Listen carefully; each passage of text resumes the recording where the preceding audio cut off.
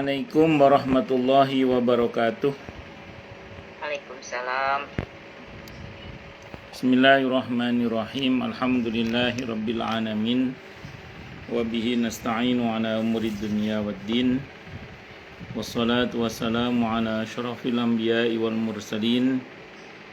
Sayyidina wa habibina wa syafi'ina wa qurrati a'yunina wa maulana Muhammadin wa ala alihi wa ashabihi wa dzurriyyatihi ajma'in, amma ba'd. Asyhadu an la ilaha illallah wa asyhadu anna Muhammadar Rasulullah wa ufawwidu amri ilallah innallaha basirum bil ibad. Hasbiyallahu la ilaha illa huwa alaihi tawakkaltu wa huwa rabbul arsyil azim. Qala Allah Ta'ala fi kitabihil karim hikayatan an Nabiyillahi Musa alaihi salam. Rabbi syrah li sadri wa yassir li amri wahlul 'uqdatam min lisani yafqahu qawli. Para bapak dan ibu serta adik-adik sekalian, hafizani wa hafizakumullah, bil khusus segenap putra-putri, cucu cicit, mantu Allahyarham Bapak Haji Israfil, yang semoga semuanya saja selalu dalam naungan rahmat, barokah, perlindungan serta bimbingan Allah Subhanahu wa taala. Amin Allahumma amin insyaallah. Amin. Dan tentu kita berdoa kepada Allah Subhanahu wa taala, semoga ngaji kita ini, ngajinya keluarga ini menjadi pemberat timbangan kebaikan untuk Allahyarham Bapak Haji Israfil beserta ibu, dan menjadi asbab kemuliaan keluarga ini tidak hanya di dunia tapi hingga surga nanti. Amin Allahumma amin insyaallah. Dan tentu kita berdoa juga kepada Allah Subhanahu wa taala, Allahumma inna nas'aluka ilman nafi'a wa rizqan thayyiba wa amalan mutaqabbala wa fatahallahu lana futuhal arifin. Allahumma inna na'udzubika min ilmin la yanfa' wa amalin la yurfa' wa qalbin la yakhsha' wa du'a ila yusma. Allahumma ati anfusana taqwaha wa zakkiha anta khairu man zakkaha anta waliyuha wa maulaha. Amin Allahumma amin insyaallah. Bapak Ibu sekalian, hafizani wa hafizakumullah, masih melanjutkan kajian kita tentang buku panduan materi kajian lansia meraih istiqomah dan husnul khotimah di akhir hayat. Sekarang kita masuk di pada pembahasan tentang alam barzakh. Secara umum ini poin-poin penting, sebagaimana Pak Purnama bilang suruh pakai poin-poin pentingnya saja. Jadi alam barzakh ini adalah alam berikutnya setelah alam dunia. Jadi kemarin kita sudah membahas tentang alam dunia. Sekarang kita masuk alam berikutnya, namanya alam barzakh. Barzakh sendiri itu artinya dinding yang kokoh. Dinding yang kokoh, sebagaimana yang Allah sampaikan dalam Al-Quran di surah Al-Mu'minun, surah ke-23 ayat 99 sampai dengan 100, yaitu hatta idza jaa ahadahumul mautu qala rabbirji'un la'alli a'malu shalihan fima taraktu kalla innaha kalimatun huwa qailuha wa min waraihim barzakhun ila yaumi yub'atsun. Hingga ketika telah datang kematian kepada salah seorang di antara mereka, yang mati itu bilang, "Tuh, katanya mati, kok ngomong? Ya berarti dia gak mati." Tapi ayatnya bilang mati, Ustadz. Oh ya mati. Yang mati raganya, sementara ruhnya tidak mati. Buktinya ngomong dia. Yang ngomong ruhnya. Apa kata ruhnya itu? Rabbirji'un, wahai Tuhanku, kembalikan aku ke dunia lagi. Untuk apa balik ke dunia? La'alli a'malu shalihan fima taraktu, agar aku bisa berbuat baik yang dulu aku tinggalkan. Kata Allah, kalla, tidak boleh. Innaha kalimatun huwa qailuha, ucapan seperti itu pasti diucapkannya, tapi penyesalan setelah mati itu penyesalan yang percuma tak berguna. Wa min waraihim barzakh, dan di hadapan mereka ada barzakh, dinding yang kokoh, hingga pada hari di mana mereka dibangkitkan kembali oleh Allah Subhanahu wa ta'ala. Maka kalau kita mengambil pelajaran dari ayat ini, kata barzah itu maknanya ada dinding pemisah ya.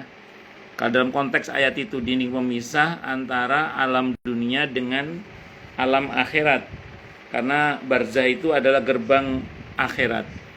Nah, dan di hadapan mereka ada barzah, dinding yang kokoh hingga pada hari di mana mereka dibangkitkan kembali oleh Allah Subhanahu wa taala.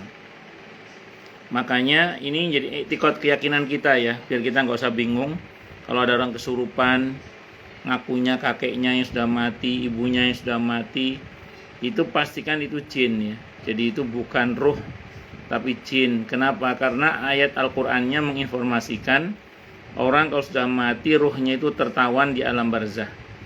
Bahwa nanti ada ruh orang-orang tertentu yang oleh Allah diberi keleluasaan terbang ke sana kemari seperti arwahnya para syuhada.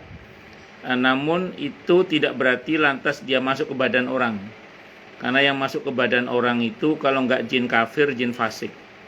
Ini penting saya sampaikan, bukan apa-apa supaya kita ini nggak dibuat bingung oleh fitnah dari bangsa-bangsa yang nggak genah-genah itu, di mana kemudian mereka masuk ke badan orang terus kemudian mengaku sebagai kakeknya yang sudah mati, atau mengaku sebagai neneknya sudah mati, atau mengaku sebagai tetangganya sudah mati, atau apapun lah ya, pastikan itu jin. Kalau nggak jin kafir ya jin fasik. Kenapa? Karena informasi Al-Quran, roh itu tertawan di alam barzah. Roh itu tertawan di alam barzah. Saya ulang, walaupun nanti ada pengecualian untuk arwah-arwah tertentu seperti arwahnya para syuhada, para solihin, para anbiya yang memang oleh Allah diberi keleluasan ke sana kemari. Tapi ingat, ke sana kemarinya bukan berarti terus seenaknya masuk ke badan orang. Karena yang masuk ke badan orang dalam dalil yang sahih disebutkan kalau enggak, itu Nabi menyebut dengan istilah syaitan. Syaitan itu kalau enggak jin fasik, jin kafir. Nah, itu catatan pentingnya itu satu diantaranya. Yang kedua, di alam barzah itu berarti ada kehidupan. Sebagaimana di alam dunia ada kehidupan, sebagaimana di alam rahim ada kehidupan, sebagaimana di alam azali ada kehidupan. Maka di alam barzah pun itu ada kehidupan. Walaupun istilahnya mati, itu yang mati cuma raganya, jasadnya. Sementara ruhnya itu tidak mati. Karenanya di sana ada kehidupan. Paling tidak yang bisa kita ambil dari dalil yang sahih riwayat Ahmad, Abi Daud, Ibnu Majah, begitu orang itu mati di barzah itu kan ada tahapan. Yang pertama fitnah kubur, pertanyaan kubur. Yang kedua nikmat kubur atau siksa kubur. Itu yang ada di alam barzah secara umum itu ya. Satu, fitnah kubur, pertanyaan kubur. Yang kedua nikmat kubur dan atau siksa kubur. Itu yang kedua. Artinya di sana ada kehidupan. Kehidupan yang pertama itu kalau merujuk pada dalil yang ada adalah pertanyaan kubur. Tentu ini bagi orang yang tidak bebas fitnah kubur. Nah, bagi orang yang bebas fitnah kubur tentu dia tidak perlu ditanya. Tidak ada pertanyaan kubur. Berarti dia pasti lulus, berarti pasti dapat nikmat kubur itu. Tapi kalau orang itu harus ditanya di dalam kuburnya, ini bisa lulus, bisa nggak lulus. Saya terangkan yang pertama dulu. Yang pertama, pertanyaan kubur ya, pertanyaan kubur. Dalam hadis riwayat Abi Dawud, ada dalam kitab Riyadhus Shalihin juga hadisnya, disebutkan bagaimana kemudian datang malaikat menanyai orang itu, dan pertanyaan kubur itu jawabannya nggak bisa dihafalkan ya. Semua refleksi amal. Karenanya dalam hadis itu dikatakan orang yang amalannya mencerminkan jawaban atas pertanyaan kubur itu, dia jawabannya lancar. Bahkan dalam kitab At-Tadhkirah Imam Al-Qurtubi, dia nggak usah ditanya sampai selesai. Misalnya tanya, man rabbuka, siapa Tuhanmu? Orang yang rajin sholat, rajin beribadah kepada Allah, dengan mudahnya dia menjawab, ya Rabbi Allah, Tuhanku Allah. Terus waman nabiyuka, atau siapa orang yang ada ini dikenalkan, maka dia langsung mengatakan ya ini Nabi Muhammad Rasulullah, karena dia semasa hidup memang rajin bersolawat untuk beliau dan mengikuti sunnah-sunnahnya. Siapa imammu? Al-Quran. Siapa saudaramu Muslim? Itu semua nggak sampai tanya sampai selesai. Bahkan dalam satu riwayat cukup satu pertanyaan, man rabbuka, itu begitu yang bersangkutan lancar jawabnya, kata malaikat, sudah ini dasar tanya berikutnya sudah cukup. Ini sudah dasar tanya berikutnya sudah cukup, maka dia dinyatakan lulus. Kalau dinyatakan lulus, Allah katakan dalam hadis qudsi itu, buka lorong tembus surga sehingga kuburnya menjadi taman-taman surga. Nah, ini bagi yang lulus pertanyaan kubur. Namun nanti ada juga orang yang tidak lulus dalam pertanyaan kubur itu. Kenapa? Karena dia memang tidak beramal dengan amalan yang mencerminkan jawaban pertanyaan kubur itu. Sehingga dalam hadis Abi Dawud itu pasti tanya, man rabbuka, siapa Tuhanmu? Dia mengatakan, ha la adri, saya tidak tahu. Terus ya, kamu kenal nggak siapa orang ini? Dia nggak kenal karena dia tidak pernah bersalawat untuk Nabi kita Muhammad SAW dan tidak pernah mengikuti sunnah beliau. Dia katakan, la adri, saya tidak tahu. Artinya semua pertanyaan kubur itu ditanyakan kepada dia, jawabannya tidak tahu. Maka karena dia tidak tahu, dinyatakan tidak lulus. Karena tidak lulus, maka perintah Allah dalam hadis qudsi, riwayat Ahmad, Abi Daud, Ibnu Majah, kata Imam Al-Qurtubi, hadisnya sahih dari semua jalur periwayatannya, buka lorong tembus neraka sehingga kuburnya menjadi jurang-jurang neraka. Nauzubillahi min syarri dzalik. Nah, makanya di sana ada kehidupan yang syarat dengan nikmat, ada kehidupan yang syarat dengan azab. Nah, itu untuk yang melalui proses pertanyaan kubur. Tapi ada juga orang-orang tertentu yang memang dia tidak perlu ditanya dalam kuburnya karena dia semasa di dunia beramal dengan amalan yang mengundang pertolongan Allah untuk menyelamatkan dia dari pertanyaan kubur. Di antaranya adalah misalnya orang yang meninggal pada hari Jumat, orang yang meninggal karena sakit perut. Dan ini nggak bisa diprogram ini. Meninggal hari Jumat nggak bisa diprogram. Meninggal sakit perut juga nggak perlu kita dengan sengaja bikin program sakit perut, itu nggak usah. Nah, jadi kalau jatahnya dapat lah itu. Nah, singkat kata singkat cerita, untuk ketentuan ini rumusnya sederhana aja sebenarnya. Kalau meninggal di hari Jumat tidak mungkin kita program, mati sakit perut juga tidak mungkin kita program, maka yang mungkin adalah yang ketiga. Apa itu? Memperbanyak baca surah Al-Mulk hingga kita hafal. Memperbanyak baca surah Al-Mulk hingga kita hafal. Ada banyak hadis yang dikutip oleh Al-Qurtubi dalam kata At-Tadhkirah itu perihal keutamaan membaca surah Al-Mulk. Nah, di antaranya adalah bahwa ada 30 ayat yang siapa membacanya maka dia akan diselamatkan oleh Allah dari fitnah kubur, pertanyaan kubur, yaitu tabarakalladzi biyadil mulk wa huwa ala kulli syai'in qadir. Di hadis yang lain, hadisnya ini kata Imam At-Tirmidzi hadisnya hasan, walaupun kata Ibnu Katsir hadisnya dhaif, tapi kata Imam At-Tirmidzi hadisnya hasan, yaitu ketika Nabi bersabda kepada para sahabatnya, sebelum kalian ada seorang yang meninggal dunia yang didatangi oleh dua malaikat Munkar dan Nakir. Dalam hadis itu disebutkan nama malaikatnya. Kemudian malaikat Munkar Nakir ini dihadang oleh surah Al-Mulk. Kata surah Al-Mulk, jangan sentuh orang ini karena di dalam diri orang ini ada saya. Kata Munkar Nakir, saya utusan Allah. Kata surah Al-Mulk, saya firman Allah. Maka malaikat Munkar Nakir pun mundur karena berhadapan dengan firman Allah, sehingga orang itu bebas dari fitnah kubur, bebas dari pertanyaan kubur. Orang kalau bebas pertanyaan kubur, ya sudah, berarti pasti mendapatkan nikmat kubur. Nah, nikmat kubur ini macam-macam. Jadi tentu yang untuk para syuhada sudah Allah gambarkan di dalam Al-Quran di surah Ali Imran ayat 169 sampai 171 itu. Nanti ada beberapa riwayat juga yang menceritakan tentang beberapa nikmat kubur. Tapi yang pasti kuburnya seperti taman-taman surga. Tadi kalau yang disiksa seperti jurang-jurang neraka. Ada ulama yang menjelaskan begini.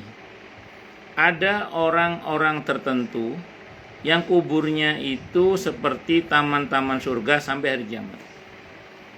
Ada juga orang-orang tertentu yang mungkin kuburnya itu seperti jurang-jurang neraka sampai hari kiamat. Artinya memang dia betul-betul orang yang kafir. Contohnya siapa? Fir'aun, yang Allah gambarkan dalam Al-Quran di surah Al-Mu'min, surah ke-40 ayat 46 itu. Allah berfirman untuk keadaan Fir'aun saat ini dan bolo-bolonya, kata Allah, An-naru yu'raduna 'alaiha ghuduwan wa 'ashiyya. Pada waktu siang dan malam Allah tampakkan kepadanya neraka. Jadi Fir'aun ini kepadanya tampakkan neraka. Singkat kata singkat cerita, apa yang terjadi? Siksa dalam bentuk ya tadi ditampakkan kepada neraka sehingga kuburnya menjadi taman-taman, menjadi jurang-jurang neraka itu terjadi sampai nanti hari kiamat. Karena dalam ayat itu hingga pada hari di mana dia dibangkitkan oleh Allah dikatakan masukkanlah dia ke dalam neraka dan seterusnya dan seterusnya itu. Nah, tapi menarik kata saya lupa ya yang berkata ini Imam Al-Qurtubi atau Ibnu Qayyim Al-Jauziyah rahimahumullah, saya lupa ini, mohon maaf. Tapi saya pernah baca seingat saya di antara dua ulama itulah yang mengatakan bahwa ada orang yang kuburnya itu sekali waktu seperti taman-taman surga, tapi sekali waktu kuburnya menjadi seperti jurang-jurang neraka. Kata beliau begitu. Jadi ada orang-orang tertentu itu yang sekali waktu kuburnya itu seperti taman-taman surga, tapi sekali waktu kuburnya seperti jurang-jurang neraka. Itu kata siapa? Kata para ulama.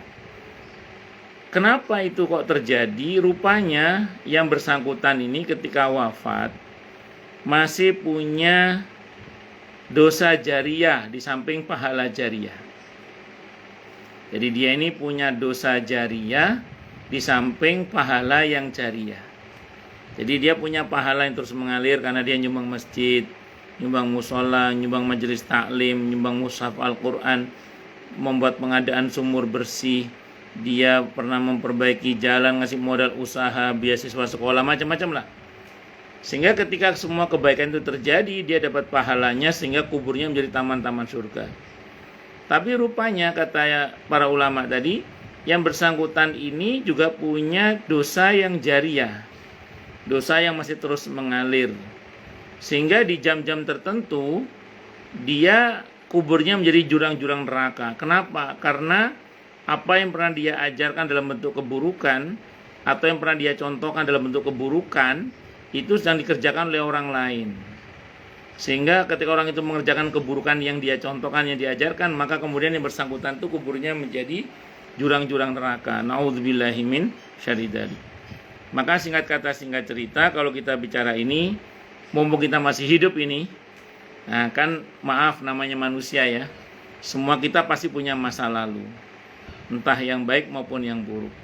Sebagian mungkin kita ingat, alhamdulillah bisa kita tobati secara khusus. Tapi mungkin sebagiannya kita udah lupa. Padahal orang yang pernah kita ajari nggak benar itu, atau orang yang pernah mencontoh ketidakbenaran kita itu, dia masih mengerjakan hal itu. Maka dari sekarang mungkin kita masih hidup, bertobatlah kita semua ini kepada Allah atas seluruh dosa-dosa kita yang telah lalu, baik yang sengaja maupun yang tidak kita sengaja. Termasuk dosa-dosa yang kita udah lupa, yang Allah tidak pernah lupa. Nah, di antara dosa itu adalah dosa yang menyebabkan kita mendapatkan dosa jariah itu. Nah, saya pas menerangkan hal seperti ini, ada yang nanya ke saya. Saat itu saya ngisi kajian di kantor PLN. Beliau ini nanya ke saya, Ustadz, bagaimana ya Ustadz ya? Saya pernah ngajarin orang nyolong listrik, Ustadz. Saya pernah ngajarin orang nyolong listrik. Ya udah Pak, tobat aja Pak, minta ampun sama Allah. Kalau Bapak berkesempatan ketemu sama orangnya, kalau masih ingat orangnya ya diingetin, udah jangan terusin nyolong listrik, nggak bener itu, gitu. Akhirnya beliau nanya, emang kalau saya tobat dosanya diputus Ustadz? Ya diputus Pak, saya bilang gitu. Beliau bilang ke saya, masa katanya. Saya bilang, sampean bilang saya Ustadz pakai bilang masa, saya bilang. Ada dalilnya Pak, saya bilang gitu. Apa dalilnya itu? Al-Furqan ayat 70 itu. Illa man taba wa amana wa amila amalan shaliha faulaika yubaddilullahu sayiatihim hasanat. Kecuali orang-orang yang mau bertobat, beriman dan beramal soleh, maka Allah akan ganti keburukan mereka dengan kebaikan-kebaikan. Termasuk dosa diganti dengan pahala, dosa diganti dengan ampunan, dan seterusnya. Makanya saya ulang sekali lagi, kalau dirasa misalnya kita pernah seperti itu, taubat minta ampun kepada Allah, dan semoga dengan taubat kita itu yang lalu dari kita, baik yang kita sengaja maupun yang tidak, yang kita ketahui maupun yang tidak kita ketahui, yang semuanya pasti diketahui oleh Allah, itu diampuni oleh Allah, bahkan diganti dengan kebaikan-kebaikan, sehingga dosa jariah kita diputus oleh Allah Subhanahu wa taala. Dan andekan, ini andekan ya, andekan. Kok dosa itu masih terus mengalir? Misalnya anggaplah tobat kita kurang sungguh-sungguh sehingga dosa itu masih terus mengalir, maka segeralah susul dengan aneka kebaikan yang pahalanya terus mengalir. Jadi kalau kemarin kita ngasih contoh yang nggak benar, sekarang ngasih contoh yang benar gitu. Kalau kemarin ngajarin nggak benar, sekarang ajarin yang benar gitu. Itu yang jadi spirit para artis hijrah itu ketika beberapa tokohnya diwawancarai. Saat itu bersama dengan Buya Yahya Hafizahullah, mereka mengatakan, Buya, kalau dulu kami mencontohkan hal yang nggak benar, sekarang kami ingin mencontohkan yang benar. Kalau kemarin kami meneladankan yang tidak baik, sekarang kami mau meneladankan yang baik. Harapannya semoga yang lalu itu dihapus oleh Allah dengan contoh-contoh kebaikan kita hari ini. Sebagaimana firman Allah dalam Al-Quran di surah Hud ayat 114. Innal hasanati yudhibna sayyiat dzalika dzikra lidzakirin. Sesungguhnya kebaikan-kebaikan itu bisa menghapus keburukan-keburukan, dan itu pelajaran bagi yang mau mengambil pelajaran. Jadi singkat kata singkat cerita, pertama tobat minta ampun kepada Allah, dan yang kedua perbanyaklah amalan-amalan yang pahalanya terus mengalir untuk kita, entah dalam bentuk mengajarkan kebaikan atau mencontohkan kebaikan. Para jamaah sekalian, hafizani wa hafizakumullah, kehidupan di barzah ini berlangsung sampai hari kiamat. Jadi kehidupan di barzah ini berlangsung sampai dengan hari kiamat. Begitu hari kiamat terjadi, maka sebagaimana yang kita ketahui, semua yang di kolong langit mati kecuali yang dikecualikan oleh Allah. Semua yang di kolong langit ini mati kecuali yang dikecualikan oleh Allah. Kalau Allah pasti tidak mati, tapi yang selain Allah itu ada memang yang dikecualikan. Ulama berbeda pendapat dalam hal ini, tapi yang pasti di kolong langit ini semuanya mati kecuali yang dikecualikan oleh Allah Subhanahu wa taala. Singkat kata singkat cerita, hingga kemudian terjadilah ada yang namanya Yaumul Ba'ats, hari kebangkitan. Nah, tapi ini sedang kita tidak bahas karena nanti insya Allah kita akan membahas Yaumul Ba'ats. Kita sebatas pada barzah tadi, sampai barzah tadi. Jadi begitulah gambaran tentang barzah. Berikut ini ada istilah fitnah kubur. Fitnah kubur sini maksudnya pertanyaan kubur ya. Di alam kubur ada fitnah kubur berupa pertanyaan dari dua malaikat, yaitu Munkar dan Nakir. Dalam hadis riwayat Tirmidzi nama malaikatnya Munkar dan Nakir. Orang beriman akan mampu menjawab ujian dari malaikat tersebut. Hal ini kayak asal amalannya mencerminkan jawaban atas pertanyaan ini bisa jawab. Bahkan dalam kitab At-Tadhkir Imam Al-Qurtubi diriwayatkan nggak sampai selesai pertanyaannya udah dianggap selesai. Ya kayak ujian skripsi itu. Kalau saya kan zaman saya dulu masih ujian itu, karena alhamdulillah masya Allah bisa menjawab dengan lancar, ujiannya nggak usah lama-lama. Ditanya ini referensinya, ya udah. Selesai udah. Revisi sedikit selesai. Nah, kenapa? Karena dianggap sudah menguasai. Tapi kalau nggak menguasai, wah habis itu dicecar biasanya. Apalagi kalau yang uji dosen killer, wassalam deh. Nah, hal ini sebagaimana sabda Rasulullah Muhammad SAW, fayatihi malakani fajlisani, maka datang kepadanya dua malaikat, maka keduanya mendudukkan si mayit itu. Fayaqulani lahu, maka keduanya berkata kepada si mayit, man rabbuka, siapa Tuhanmu? Ini yang versi hadis riwayat Ahmad ini ya. Man rabbuka, siapa Tuhanmu? Fayaqulu, maka dia berkata, Rabbi Allah, Tuhanku adalah Allah. Nah ini orang beriman bisa menjawab pun dia sholat. Kalau nggak sholat nggak bisa jawab, mau nggak sholat. Kalau sholat bisa jawab. Nah, gimana mau bisa jawab nggak sholat? Kalau yang sholat bisa jawab. Dan pertanyaan kubur ini nggak bisa dihafalkan dan nggak bisa nyontek, karena ini refleksi dari amal kita. Terus dikatakan fayaqulani, maka keduanya bertanya lagi kepadanya, madinuka, apa agamamu? Fayaqulu, maka dia menjawab, dinil Islam, agamaku adalah Islam. Ini bisa dia jawab kalau dalam kehidupan sehari-harinya dia betul-betul bertindak berlandaskan ajaran dalam Islam. Mau berbisnis sesuai dengan ajaran dalam Islam, mau bertindak apapun selalu terkonfirmasi, ini dalam Islam boleh nggak ya, bener nggak ya, Allah ridho nggak ya, dosa nggak ya. Nah, kalau selalu begitu berarti dia menjadikan agama ini sebagai acuan di dalam bersikap, bertindak, berpikir, berkata, dan seterusnya. Maka pantas kalau dia bisa jawab bahwa agamanya adalah Islam, karena din itu diantara maknanya adalah aturan hidup. Itu seperti itu. Nah, terus kemudian fayaqulani, maka keduanya bertanya lagi, lau kepada si mayit tadi, maha dar rajul, tahu nggak kamu siapa laki-laki ini, alladzi bu'itsa fikum, yang diutus di tengah-tengah kalian. Fayaqulu, maka orang itu berkata, huwa Rasulullah, oh nggih, ini Rasulullah sallallahu. Bisa jawab, bisa, karena orang beriman pasti rajin bersolawat untuk Nabi kita Muhammad sallallahu, dan pasti berusaha mengikuti sunnah-sunnah beliau. Makanya bisa jawab. Wa ma yudrika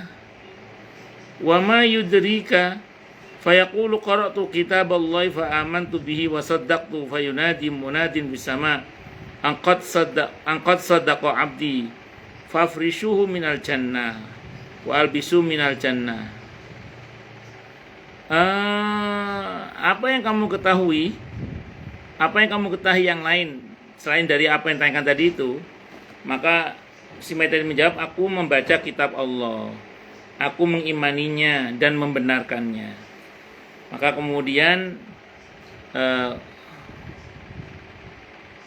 fayunadi munadin fis sama, maka tiba-tiba ada yang menyeru, juru seru dari langit.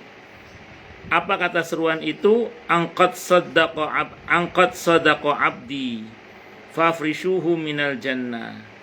Ya wis, hambaku telah benar dengan semua jawabannya itu. Jadi semua jawabannya dinyatakan benar oleh Allah Subhanahu wa taala. Berilah dia hamparan dari surga. Maka dibuka lorong tembus surga, sehingga kemudian kuburnya menjadi taman-taman surga itu. Itu seperti itu. Dan berilah dia pakaian dari surga. Bukakanlah sebuah pintu untuknya ke surga. Ini namanya taman-taman surga, karena dibukakan lorong tembus surga, pintu tembus surga. Qala, maka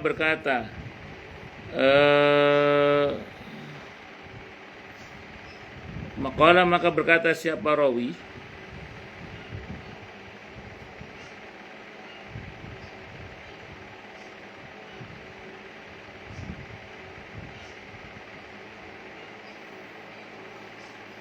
Di sini katakan qala, maka berkata siapa rawi.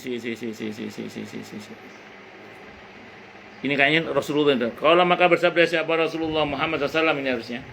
Fayatihi min rauhiha wa tibiha wa yufsahu lahu min qabrihi madda basarihi. Maka datanglah kepadanya, kepada si mayit itu, dari rahmat itu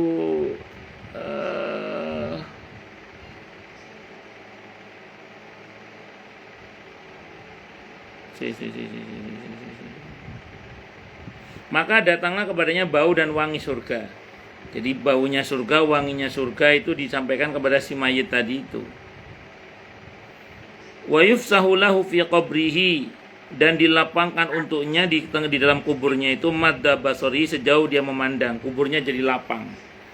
Qala, maka Nabi bersabda, wa yati rajulun hasanul wajhi, maka datanglah kepada si mayit tadi itu satu malaikat yang wajahnya bagus. Jadi didatangkan padanya malaikat yang berwajah bagus, hasanus siyabi, pakaiannya juga bagus, tiburih, baunya wangi. Kalau di kitab At-Tadhkirah disebut dengan nama malaikat Ruman. Ini malaikat yang Allah ciptakan dari amalnya. Karena amalnya bagus, bentuk malaikatnya juga bagus, wangi, enak dilihat. Fayaqulu, maka berkata malaikat yang dicipta dari amalnya itu berkata, abshir billadhi yasurruka hada yaumukal ladzi kunta tu'ad. Bergembiralah dengan hal-hal yang membahagiakan kamu pada hari ini. Ini adalah harimu, hari di mana kamu dijanjikan oleh Allah sebelumnya berkaitan dengan kebahagiaan karena amal solehnya. Fayaqullahu, maka berkatalah dia kepada orang tadi itu, kepada malaikat tadi itu, man anta, siapa kamu? Fawajhukal wajhu yaji'u bil khair, wajahmu tampak seperti wajahnya orang yang datang membawa kebaikan. Fayaqulu, maka malaikat itu menjawab, ana amalukas sholih, aku amalmu yang soleh. Fayaqulu, maka orang itu berkata, Rabbi aqimis sa'ata hatta arji'il ahli wa mali. Rabbi, wahai Rabbku, segera tegakkanlah kiamat karena aku ingin segera kembali bertemu dengan keluargaku dan hartaku. Itu kata orang tadi. Ini hadisnya riwayat Ahmad. Jadi singkat kata singkat cerita, di barzah itu di samping kuburnya menjadi taman-taman surga, bahkan akan ditampakkan, akan dikirim kepadanya malaikat. Di hadis ini nggak disebutkan nama malaikatnya. Kalau dalam kitab At-Tadhkirah disebutkan nama malaikatnya, namanya malaikat Ruman. Malaikat yang dibentuk oleh Allah dari cahaya amal kita. Kalau kita beramal dengan amal yang soleh, maka yang datang malaikat rahmat. Malaikat Rumannya itu malaikat yang aromanya wangi, bagus rupawan, terus kemudian membawa kebaikan, enak diajak ngobrol, enak diajak bareng, itu enak malaikatnya. Maka malaikat ini ditanya oleh yang bersangkutan, karena nggak kenal, Anda siapa? Saya amal kamu yang soleh. Jadi nanti amal yang soleh akan menemaninya di barzah dalam wujud yang sangat menyenangkan. Nah, kita tahu ya, kita itu kalau ketemu sama orang yang nyaman, orang yang kita klik gitu istilahnya ya, itu berlama-lama nggak terasa kadang. Tahu-tahu udah 1 jam aja, tahu-tahu udah seharian kita bersama, tahu-tahu udah mau pisah aja misalnya. Nah, sama dengan ini, menanti kiamat ditemani oleh malaikat Ruman, gak terasa, tahu-tahu kiamat aja. Pertanyaan tersebut juga diberikan kepada orang kafir. Orang kafir juga ditanya sama, orang yang zalim juga sama. Namun mereka tidak mampu menjawab pertanyaan-pertanyaan malaikat tentang Tuhan, agama dan nabinya. Kenapa enggak mengamalkan? Hal ini sebagaimana dijelaskan oleh sabda Rasulullah Muhammad SAW. Wayatihi malakani, maka datanglah kepada orang yang mati itu 2 malaikat. Fayujlisanihi, maka dia mendudukkan si mayit tadi itu. Fayaqulani, maka keduanya berkata lalu kepada si mayit, man rabbuka, siapa Tuhanmu? Fayaqulu, maka dia berkata, la adri, saya tidak tahu. Fayaqulani lahu, maka berkatalah keduanya kepada si mayit, ma dinuka, apa agamamu? Fayaqulu, maka dia menjawab, la adri, saya tidak tahu, enggak pernah mengamalkan agama. Fayaqulani, maka keduanya berkata lahu kepada si mayit, ma hadzal rajul, siapakah laki-laki ini, alladzi bu'itsa fikum, yang diutus tengah-tengah kalian. Fayaqulu, maka dia menjawab, la adri, saya tidak tahu, ya enggak ngerti, enggak pernah bersalawat untuk beliau Nabi kita Muhammad SAW dan tidak pernah mengikuti sunnahnya. Fayunadi munadin, maka menyerulah juru seru seorang, maka menyerulah yang menyeru dia dari arah langit, dari minasama, dari arah langit. Angkadzaba fa afrishu lahu minan nar. Wah, ini orang ini bohong, ini orang ini. Ini pembohong ini orang ini. Maka fa afrishu minan nari, maka gelarlah untuknya dari api neraka, maksudnya kuburnya jadi taman jurang-jurang neraka. Waftahu lahu baban ilan nar, dan bukalah satu pintu yang tembus neraka. Fayatihi, maka dia pun datang kepadanya, min harriha, maka datanglah kepada mayit tadi, min harriha, panasnya neraka, wasamumiha, dan racunnya neraka, wa yudayyiqu alaihi qabruhu, dan disempitkan untuknya atasnya kuburnya sempit, hatta takhtalifa fi adla'uhu, hingga hancur berantakan tulang-tulangnya, tulang-tulang rusuknya. Wayatihi, dan datang kepadanya rojulun, seseorang, qabihul wajhi, yang wajahnya jelek, qabihus siyab, pakaiannya juga jelek, muntinurih, baunya busuk, Fayaqulu, maka dia orang ini, orang yang dibentuk sesuai dengan malaikat ini, dibentuk sesuai dengan amalnya ini, dia berkata, apa katanya? Absyir billadzi yasu'uka, bergembiralah kamu dengan sesuatu yang membuat kamu sedih hari ini. Hada yaumuka, ini adalah harimu alladzi kunta tu'ad, yang dulu kamu pernah dijanjikan karena kamu dulu berbuat kemaksiatan. Ya ini ya balasannya sekarang. Fayaqulu, maka mayit tadi berkata, man anta, siapa kamu? Fawajhuka wajhu yaju bisyarr, kamu adalah orang yang datang dengan wajah yang penuh dengan keburukan, yang datang dengan membawa keburukan. Fayaqulu, maka berkatalah si orang tadi itu, si malaikat tadi itu, ana amalukal khabith, aku adalah amalmu yang busuk. Fayaqulu, maka dia berkata, Rabbi la tuqimis sa'ah, ya Allah, tolong jangan segera tegakkan kiamat. Kenapa? Karena takut diazab setelah itu. Nah, begitulah fitnah kubur, perbedaan perlakuan terhadap orang-orang beriman dan orang-orang kafir. Orang-orang beriman akan mendapatkan ketenangan dan kebahagiaan disebabkan amal-amal mereka di dunia, sedangkan orang-orang kafir akan mendapatkan kecelakaan dan siksaan. Sedangkan penyesalan mereka tidak ada gunanya. Kalau udah mati menyesal, maka penyesalannya percuma tak berguna. Maka kalau mau menyesal sekarang, mumpung masih hidup. Kalau sudah mati menyesal, percuma tak berguna. Itu istilahnya. Para jamaah sekalian, hafizoni wa hafizakumullah. Ini berkenaan dengan apa tadi, keadaan orang di kubur ya. Terus kemudian tentang nikmat kubur. Ini ada bab tentang nikmat kubur. Nikmat kubur ini akan diberikan kepada orang-orang yang beriman dan dibuktikan dengan amal soleh ketika hidup di dunia. Dalil tentang nikmat kubur ini adalah firman Allah Ta'ala di antaranya di surah An-Nahl, surah ke-16 ayat 31 sampai 32.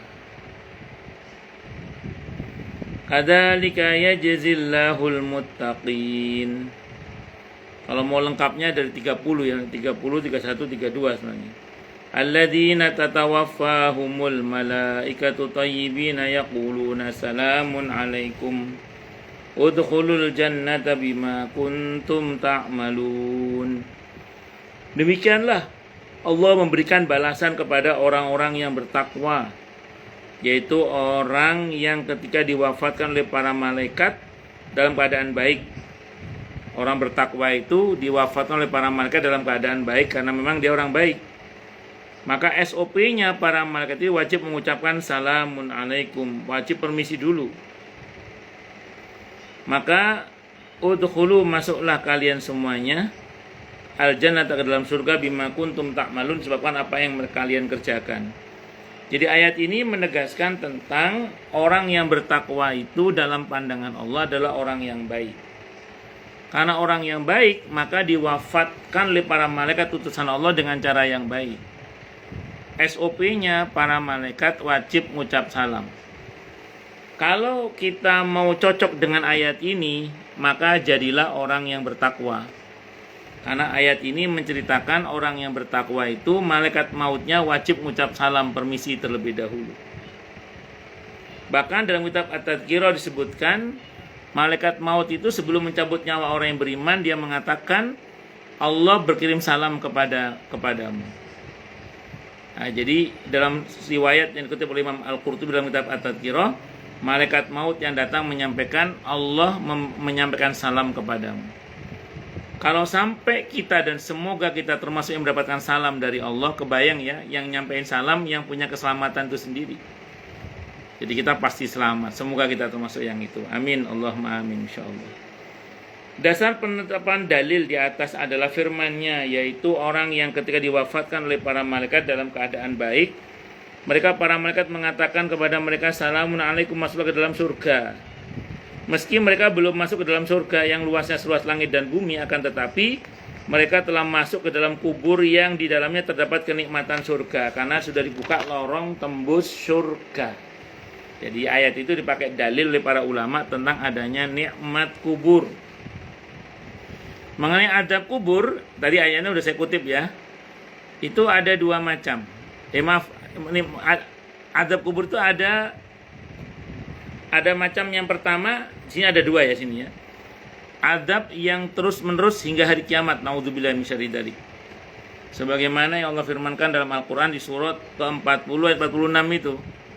Ya, adab ini dipersiapkan untuk orang-orang kafir, munafik dan sebagian ahli maksiat.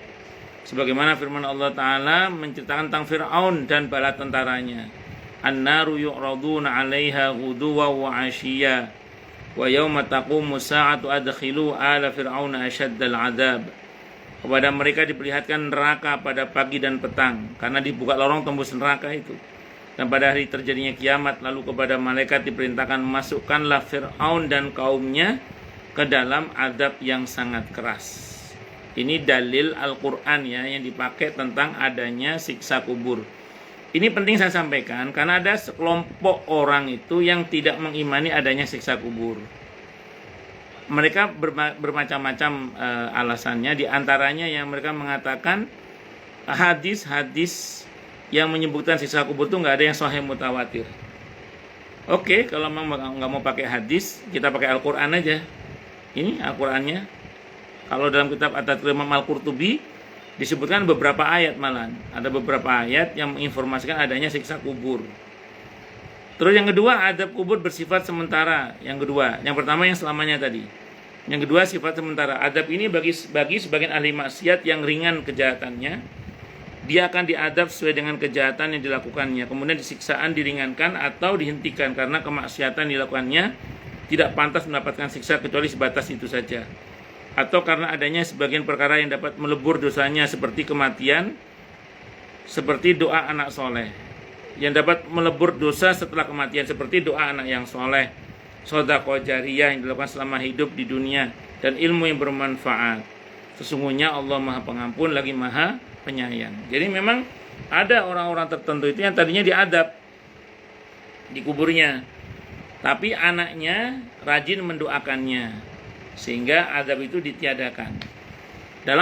Bahkan dalam hadis qudsi, hadis sahih, ada seorang tua, dalam hadis itu cerita orang tua yang meninggal dunia, awalnya kuburnya sempit.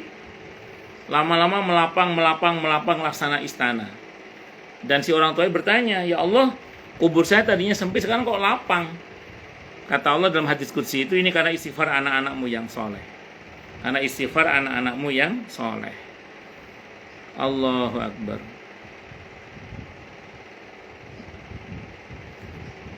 Demikian juga kalau dia punya sedekah jariyah, sedekah yang pahalanya terus mengalir, sehingga karenanya kemudian jangan dapat bagian pahala yang di setiap pahala yang dihadirkan itu dosa dihapus, derajat diangkat, dan seterusnya. Berikutnya alam akhirat. Setelah alam barzah ada namanya alam akhirat. Tapi ini nanti akan kita bahas di pertemuan yang akan datang insyaallah. Alam akhirat itu sebenarnya gini. Barzah itu merupakan pintu gerbangnya akhirat. Jadi seseorang itu begitu masuk ke alam barzah, sebenarnya dia sudah mulai masuk ke alam akhirat sebenarnya. Nah, jadi sebenarnya dengan masuk ke barzah itu dia sudah masuk ke gerbang akhirat sebenarnya. Wallahu a'lam bishawab. Insyaallah nanti kita bahas di pertemuan yang akan datang. Kalau masih cukup waktunya kita bahas sekarang. Silakan yang mau tanya, protes, marah boleh silakan. Masalah itu masalah yang lain boleh. Monggo kalau ada, tapi kalau nggak ada berarti jelas semua atau tidak jelas semua. Terima kasih Ustaz. Ada yang tanya? Ada Ustaz, mau tanya masalah yang surat Al-Mulk itu ya Ustaz. Ya Bu. Itu harus dihafal ya Ustaz. Yang pernah saya baca itu karena kalau setiap malam kita membacanya sebelum tidur juga itu bisa menjadi syafaat kita di alam kubur ya Ustaz. Maunya hafal apa nggak hafal ini? Maunya sih hafal, tapi kan susah. Bagus. Hafal ayat 1, ntar ayat berikutnya hafal. Iya. Begini. Usaha. Bagus. Belum. Bagus. Hadisnya ada beberapa ya. Kalau hadis yang riwayat At-Tirmidzi yang saya bacakan tadi itu menunjukkan hafal itu. Tapi kalau riwayat yang lain, yang tadi saya katakan ada 30 ayat yang siapa membacanya maka dia akan bebas fitnah kubur, yaitu tabarakalladzi biyadil mulk. Nah, itu enggak harus hafal kalau yang itu. Jadi kita kombinasikan aja semuanya gini. Anjurannya sih sering-sering dibaca sampai hafal. Kalau misalnya nggak hafal, Allah Maha tahu ini orang udah berusaha. Sehingga kalau udah berusaha, insya Allah lah dapat itu keutamaan surah Al-Mulk dapat insya Allah. Saya kira itu ada beberapa riwayat, Bu. Jadi kalau yang versi At-Tirmidzi tadi, di dalam diri orang ini ada saya, berarti hafal dia. Tapi kalau di hadis yang lain, Nabi tidak menyebut hafal. Nabi hanya mengatakan, aukamakal, ada 30 ayat yang siapa membacanya, maka dia bebas fitnah kubur. Yaitu surah Tabarakalladzi biyadil mulk wa huwa ala kulli syai'in qadir. Alladzi khalaqal mauta wal hayata liyabluwakum ayyukum ahsanu amala wal azizul ghafur, dan seterusnya itu. Oke, monggo yang lain silakan. Ada yang lain? Menurut saya gini Ustaz, Ya, Pak. hafalan itu kan juga itu kita berdasarkan keimanan. Mudah-mudahan dengan hafalan itu message-nya juga dapat. Bagus. Misalnya surah Al-Mulk itu kan awalnya adalah keesaan Allah. Kedua, bahwa kita akan dipertanggungjawabkan hidup dan mati kita. Kita akan dicoba. Artinya ada pertanggungjawaban. Hal ini ada hubungannya dengan keimanan bahwa kita hidup ini ditugasi Allah menciptakan kita hidup manusia sebagai khalifah, bertanggung jawab nantinya. Dan kita beriman bahwa di akhirat itu dipertanggungjawabkan. Ya. Untuk itu, karena kita manusia, ada tanggung jawab khalifah dan harus bertanggung jawab di akhirat. Kita percaya ada akhirat. Petunjuknya adalah Al-Quran. Jadi itu menjadi petunjuk dan message-nya harap juga dimengerti. Kalau Bagus, saya gitu, bagus. Ustaz. Ya, pernyataan Pak Purnama betul, tidak salah. Memang harus pakai iman. Kalau nggak pakai iman, nggak ngefek. Jadi memang betul, Pak. Apa-apa dalam Islam itu dasarnya harus iman memang. Kalau nggak beriman, nggak ngaruh. Memang harus beriman. Alhamdulillah. Iya. Alhamdulillah. Kita umat Muslim. Okay. Bahwa kita percaya ada Allah. Betul. Kemudian percaya Rasul adalah Rasul kita Muhammad yang terakhir. Dan percaya Al-Quran adalah keimanan petunjuk kita. Dan kita percaya di akhirat nanti ada pertanggungjawaban. Betul, tidak salah itu. Tidak salah. Kita juga ditugasin oleh Allah sebagai khalifah di dunia ini, ya kan? Dan kita hidup untuk beribadah. Betul. Ibadah itu bukan hanya sholat aja. Betul. Buat amal saleh. Betul. Jadi semua itu harus bertanggungjawabkan. Betul.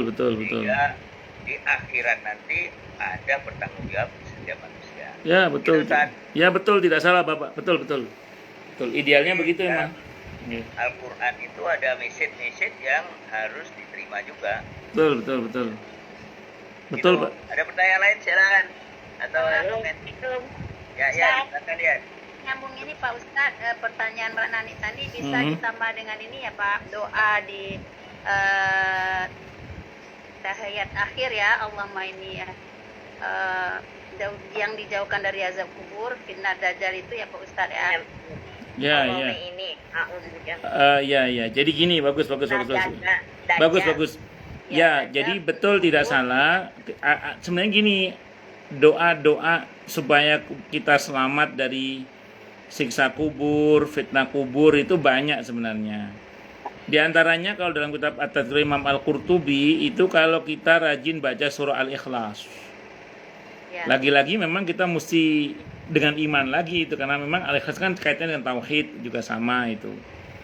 Nah, terus kemudian di samping yang lain juga ada doa yang Nabi ajarkan, Allahumma inni a'udzubika min adzabil qabri wa min adzabin nari wa min syarri fitnatil mahya wal mamati wa min syarri fitnatil masiihid dajjal misalnya. Itu betul Bu, tidak salah, tidak salah. Jadi itu kita kombinasikan aja semuanya itu. Kita amalkan semampu kita. Begitu. Wallahu a'lam bishawab. Terima kasih, Pak. Ada satu lagi dalam satu lagi dalam kitab At-Tadhkirah itu ada riwayat dikutip oleh Imam Al-Qurtubi dalam kitab At-Tadhkirah itu mengajarkan sunnah Nabi. Mengajarkan sunnah Nabi itu merupakan bagian dari cara kita supaya bebas fitnah kubur. Mengajarkan sunnah Nabi. Contohnya itu Bu Nani ngajarin Kio masuk kamar mandi baca doa Allahumma inna a'udzubika minal khubuthi wal khaba'is. Itu Bu Nani ngajarin cucunya baca doa mau makan, selesai makan, ngajarin pakai tangan kanan macam-macam. Nah, itu namanya ngajarin sunnah Nabi itu. Yang ngajarin Bu Nani apa Vinda sih sebenarnya? Atau Fatur yang ngajarin? Semuanya lah ya. Ya. Saya terima murojaahnya aja. Oh iya. Pokoknya yang ngajarin itu, yang ngajarin sunnah-sunnah Nabi itu ada dalam kitab At-Tadhkirah Imam Al-Qurtubi itu. Jadi orang yang mengajarkan sunnah Nabi itu nanti insya Allah juga bebas fitnah kubur. Jadi banyak amalan-amalan yang bisa kita lakukan. Tidak hanya surah Al-Mulk, tapi surah Al-Ikhlas, termasuk mengajarkan sunnah Nabi kita Muhammad SAW. Samping kita berdoa tadi, selamat dari siksa kubur itu. Allah a'lam bishawab. Pak Ustaz, Ye, monggo silakan. ini Al-Mulk ayat yang kedua, itu kan Alladzi khalaqal mauta wal hayata liyabluwakum ayyukum ahsanu amala. hidup, ya, menciptakan mati dan hidup untuk menguji kamu, kan gitu kan? Ya. Itu gimana? Intinya gimana itu penjelasannya? Intinya satu Pak, hidup dan mati ini semuanya adalah ujian. Intinya kita sekarang tinggal di tempat yang namanya ardun, bumi. Sifat kehidupan bumi ini dunia. Nah, dunia ini tempat di mana penghuninya diuji oleh Allah. Jadi kita ini sekarang tinggal di tempat yang disebut dengan Darul Fitan, di mana penghuninya diuji oleh Allah.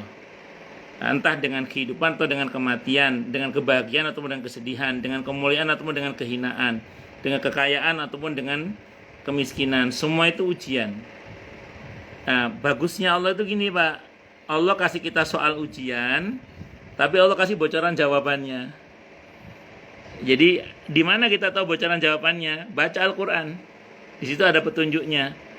Secara umum jawaban untuk ujian itu cuma dua Pak. Kalau nggak sabar ya syukur. Kalau nggak sabar ya syukur. Atau lebih tinggi dari itu ridho Pak. Kalau nggak sabar atau syukur atau ridho. Nah, Ibu Rida itu, Bu Yan Rida itu. Iya. Iya gitu. Sabar dan syukur. Iya, sabar atau syukur atau di atasnya namanya ridho. Ridho itu menggabungkan sabar dan syukur. Karena orang-orang yang ridho itu kata para ulama itu mengatasi sabar dan syukur. Karena orang ridho itu dia tidak ada harapan lain selain dari yang penting Allah juga ridho sama dia, ada gitu aja.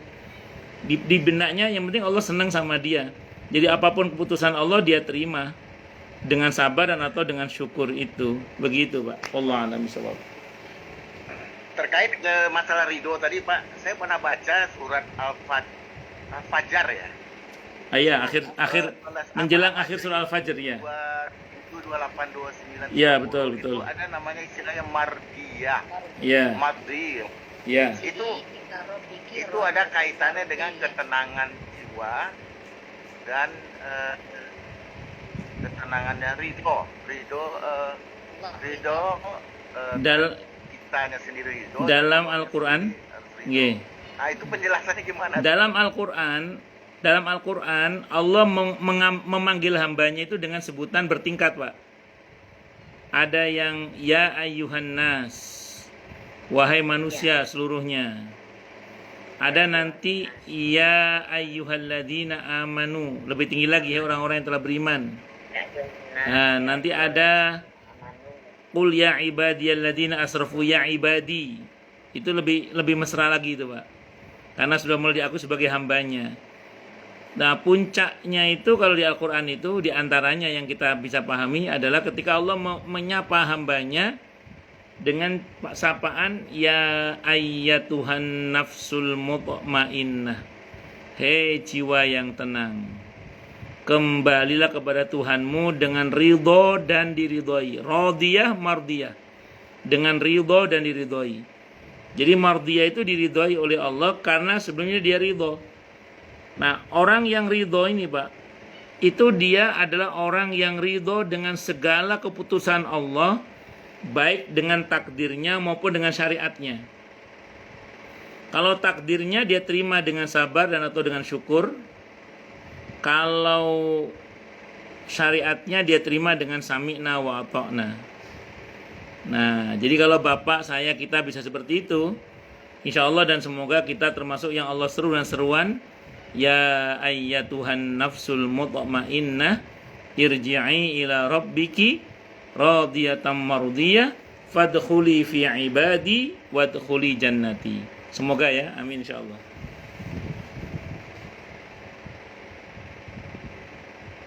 Itu mic-nya masih mati Bu, mic-nya. Mic-nya masih mati. Ya.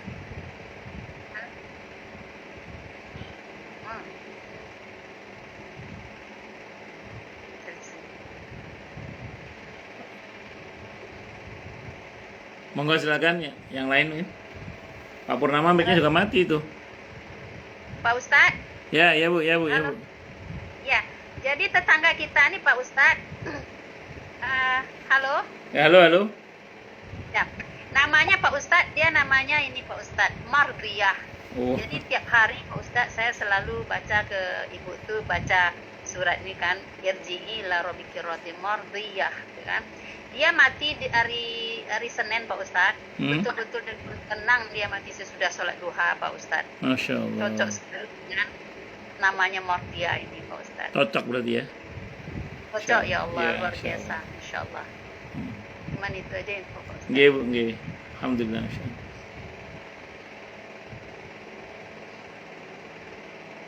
Tanya Pak Ustadz. Silakan Bu. Mau nanya Pak Ustadz, perbedaan antara takwa dan taat. Bisa nggak Pak Ustadz menjelaskan, rincikan? Baik. Yang taat itu gimana, yang takwa itu gimana? Bagus. Orang yang taat itu belum tentu bertakwa. Orang yang bertakwa pasti taat. Saya ulang Bu ya. Orang yang taat itu belum tentu bertakwa. Tapi orang yang bertakwa pasti taat ya. Begini, di Al-Quran itu kan orang yang taat itu orang yang mengedepankan kata-kata sami'na wa ata'na. Pada semua ketentuan Allah dia bilang ya kami dengar, kami taat. Tapi apakah dia bisa mempraktekkan itu dalam kehidupan seharinya? Belum tentu. Tapi dia sudah berkeyakinan untuk taat gitu. Tapi pada kenyataannya belum tentu dia taat. Karenanya nanti gini Bu, di surah Fatir ayat 32 itu umat Islam yang menerima kebenaran Al-Quran itu dibagi 3 nanti. Ada yang zalimul li nafsih, ada yang muqtasid, ada yang sabiqun bil khairati biidznillah. Jadi ada yang zalim pada dirinya sendiri, ada yang pas-pasan, ada yang berlomba-lomba dalam kebaikan. Ini tiga-tiganya orang yang taat sebenarnya, cuman ada kelas-kelasnya.